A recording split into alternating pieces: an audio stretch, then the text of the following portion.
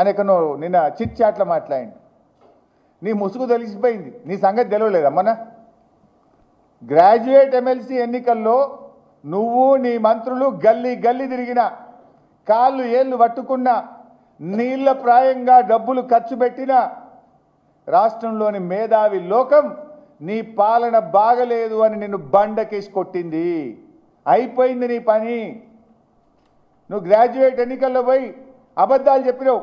57,000 ఉద్యోగాలు ఇచ్చిన అంటే నువ్వు ఇచ్చిన 57,000 కాదు, 7,000.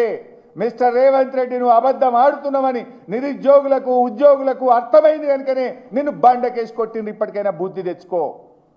మేము 1,62,000 ఉద్యోగాలు ఇచ్చినాం. ఆ రోజు 10 ఏళ్ల కేసీఆర్ పాలనలో 1,62,000 ఉద్యోగాలు ఇచ్చాం. పోలీస్ కానిస్టేబుల్ కానీ, స్టాఫ్ నర్సులు కానీ, నిన్నగాక మొన్న ఇచ్చిన లెక్చరర్ ఉద్యోగాలు కానీ, ఇవన్నీ కేసీఆర్ గారి హయాంలో నోటిఫికేషన్ ఇచ్చి, పరీక్ష పెట్టి, ఫలితాలు ఇచ్చి, చిన్న చిన్న కోర్టు కేసుల వల్లనో ఇంటర్వ్యూల కోసమో ఆగి ఉన్న వాటికి నువ్వు పత్రాలు పంచి నేను ఉద్యోగాలు ఇచ్చినా అంటే నమ్ముతారా?